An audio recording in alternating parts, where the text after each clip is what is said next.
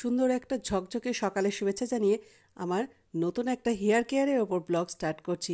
বহুদিন পর তোমাদের কাছে হেয়ার কেয়ারের ওপর ব্লগ শেয়ার করছি, কারণ এতদিন ধরে যে ওয়েদারটা ছিল প্রচণ্ড ঠান্ডা, আর ঠান্ডার মধ্যে সেরকমভাবে হেয়ার কেয়ার করাই হচ্ছিল না, চুলের সেভাবে যত্ন করাই হচ্ছিল না। কারণ অতিরিক্ত ঠান্ডায় চুলের যে কোনো হেয়ার প্যাক লাগাবো বা হেয়ার মাস্ক লাগাবো, কিছু লাগাবো, সেটা সেটা খুব চটজলদি হয়ে যাচ্ছিলো।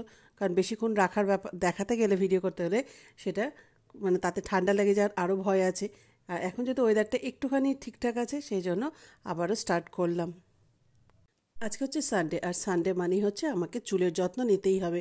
আর এরকম যখন ঝকঝকে রোদ ওঠে, সেদিনকে চুলে শ্যাম্পু না দিলে হয়? কারণ চুলটা শোকানোর যেহেতু ব্যাপার থাকে, মেঘলা ওয়েদারে চুল শোকাতে চায় না একটু।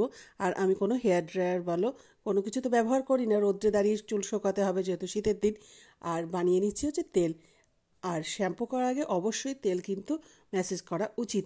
আর এখানে আমি তেল বানাচ্ছি কালো জিরে, এর আগেও একবার বানিয়েছি এরকমভাবে একটা তেল। কালো জিরে, অ্যালোভেরা আর মেথি। আর মেথি তো আমি সব কিছুতেই ব্যবহার করি, মেথি আমার সব কিছুতে দিতে ভালো লাগে। আর এই যে তেলটা বানাচ্ছি, তেলটার মধ্যে এত সুন্দর একটা গন্ধ আসে, মেথি আর অ্যালোভেরা, কালো জিরে, মেথির গন্ধটাই বেশি আসে।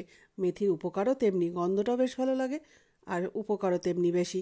সেই জন্য মেথি আমি মানে চুলের যত যত্ন নিই, হেয়ার মাস্ক, তেল যেটাই করি না কেন, সেজন্য কিন্তু আমি সবসময়তে মেথিটাকে ব্যবহার করি।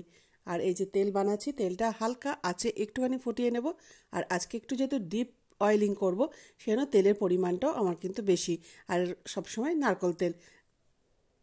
সেদিনকে আমার এক দর্শক বন্ধু আমাকে লিখেছিল যে আমি কেন চুলের ওপর ভিডিও কোনো কিছু পোস্ট করছি না।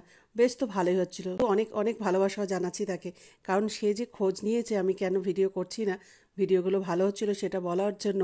সত্যি মানে সে যে দেখে আমার চুলের হেয়ার কেয়ারের ওপর ভিডিওগুলো দেখে, সেটা অন্তত বুঝেছি। আর চেষ্টা করব আগামী দিনে হেয়ার কেয়ারের ওপর বা চুলের ভিডিও কিছু বানানোর অবশ্যই চেষ্টা করব। তোমরা অবশ্যই পাশে থেকো। আর ওই বন্ধু বলেছিল হেয়ার কম্বিংয়ের ওপর একটা ভিডিও করতে, কিন্তু হেয়ার কম্বিং বলতে আজকে যেহেতু মাথায় তেল দিচ্ছি, তেল দেওয়ার পর চুল আঁচড়ানোর সেটাই ভিডিওটা তোমাদের কাছে অল্প একটু পোস্ট করছি। এ দেখো তেলটা পুরো তৈরি হয়ে গেছে, হালকা আঁচেই কিন্তু করছি। আর এটা ঠান্ডা হওয়ার পর ঠিক এই যে তেলটা এরকমভাবে রাখতে হবে, কারণ বেশি গরম তেল চুলে দিলে হাতটাও পুড়ে যেতে পারে, প্লাস চুলেও নষ্ট হয়ে যেতে পারে, চুলের গোড়াগুলো নষ্ট হয়ে যেতে পারে। সেজন্য হালকা উষ্ণ গরম থাকতে থাকতে কিন্তু এটা মাথায় দিতে হবে। এটাকে এবার ভালোভাবে একটুখানি ছেঁকে নিই, ছেঁকে নিয়ে তারপর মাথায় দেবো। তেলটাকে পুরো আলাদা করে নিয়েছি, মেথি, কালো জিরে আর অ্যালোভেরা আলাদা করা রাখা আছে। এটা কোনো ছাঁকনি দিয়ে ছাঁকিনি, এমনি জাস্ট ছেঁকে নিয়েছি। আর এটা দেখানোর উদ্দেশ্য, সেদিনকে আমার এক বন্ধু জিজ্ঞাসা করেছিল এইগুলো মানে তেলটাকে তৈরি করার পর আমি এগুলোকে কি করি। এগুলোকে আমি কোনো কিছুতেই ব্যবহার করি না, কারণ এগুলো কি ব্যবহার করা যায় কি না সেটা আমার জানা নাই। আমি কোনো দিনই এগুলোকে ব্যবহার করি না, এগুলোকে জাস্ট ফেলে দিই, গাছের গোড়ায় দিয়ে রাখি। চলো তাহলে তেলটাকে এবার মাথায় দিয়ে নিই। আর আজকে সকালে উঠেও কিন্তু আমি চুল এখনও আঁচড়াইনি, মানে রাত্রে যেটুকু চুল আঁচড়ানো ছিল ওইটুকুই। তারপরে কিন্তু চুলের জট ছাড়ানো নেই, কিছুই নেই। সেটা সম্পূর্ণটা যেহেতু জট ছাড়ানোটা তোমাদের কাছে দেখাবো। আর সবসময় আমার চুলে অত জট থাকেও না, যেহেতু রাত্রে ঘুমানো হয়েছিল চুল বাঁধা ছিল, একটুখানি জট ছিল। আর এই যে চুলটা খুলে নিয়ে ভালোভাবে এবার তেলটা দিয়ে নিই।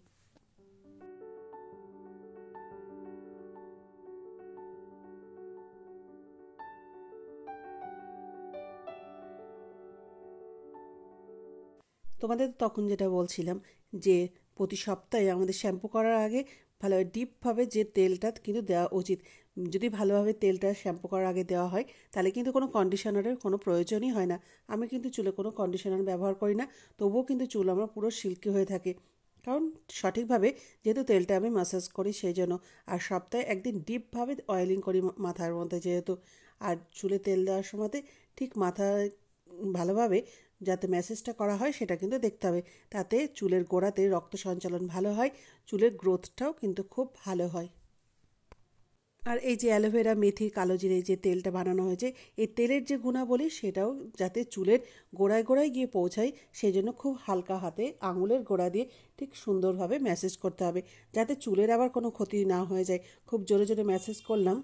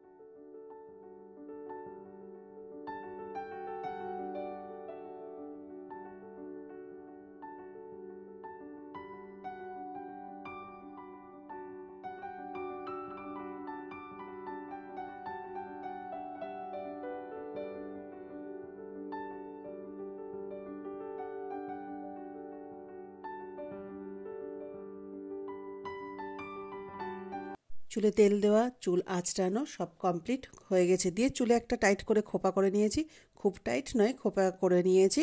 আর চুল আঁচড়ানোর পর ঠিক কতটা চুল উঠেছে সেটা তোমাদেরকে দেখাচ্ছি। কেন দেখাচ্ছি, সেদিনকে একজন বন্ধু প্রশ্ন করেছিল, প্রশ্ন না, সে আমাকে বলেছিল যে আমার চুলগুলোকে অনেকটা বড় করে তারপর সেগুলোকে বিক্রি করার জন্য। আর সত্যি কথা বলতে আমি চুল কোনো দিন মানে যেখানে সেখানে আঁচড়াই না, সেটা ছাদে হোক বা যেখানে পরিষ্কার জায়গায় আঁচড়াই, যাতে যদি বা নিচে কোনো চুল পড়ে সেই চুলগুলোকে তুলে নিয়ে একটা জায়গায় রেখে দেওয়া। যেখানে সেখানে আঁচড়ালাম, জায়গাটাকে নোংরা করলাম, সেটা কিন্তু নয়। আবার চুল বিক্রি করে দেওয়া সেটা তো প্রশ্নই ওঠে না, কারণ আমি কোনো দিন চুল বিক্রি করি না। এটা মানে দেখেছি অনেককেই চুল আঁচড়ানোর পর সেগুলোকে বিক্রি করে দেওয়া, সেগুলো থেকে জিনিসপত্র নেয় অনেকে। আর বিয়ের আগেও আমি কোনোদিন এরকম চুল বিক্রি করিনি। সত্যি কথা বলতে আমার চুল এরকমভাবে জমানো থাকতো, বিয়ের পর মা সেগুলোকে গাছের নিচে পুঁতে দেয় বিয়ের পর সেটা। আবার এখানে এসেও তাই, আমি একটা আমার যে বড় কৌটো ছিল একটা প্লাস্টিকে, তার মধ্যে রাখতাম। পুরোনো বাড়িতে যখন নতুন বাড়িতে আসি, এখানেও ঠিক এই ব্যাগটা দেখলে যেটা, ওই ব্যাগের মধ্যে ওরকমভাবে রেখে দিই। কোনো সময়তেই সেটাকে বিক্রি করি না। চুল হচ্ছে আমার কাছে ভালোবাসা জিনিস, ভালোবাসা জিনিস কেউ বিক্রি করে দেয় সেটা কোনো সময় সম্ভব না। এটা 7-8 বছর ধরে ওরকমভাবে আমি ব্যাগের মধ্যে রেখে দিয়েছি। আর চুলে দেখো তেল দিলে কতটা চুল যে সিল্কি হয় সেটা দেখে বুঝতে পারছো আমার চুল। আমি কিন্তু কোনো কন্ডিশনার ব্যবহার করিনি। আজকের মতো ব্লগটাকে এখানে শেষ করলাম। নতুন একটা ব্লগে তোমাদের সাথে আবারও দেখা হবে। মানে হেয়ার কেয়ারের ওপর যে ব্লগ পোস্ট করবো সেগুলো অবশ্যই তোমরা দেখতে থাকো, আশা করি তোমাদের ভালো লাগবে। টাটা, গুড বাই, সবাই খুব খুব ভালো থাকো।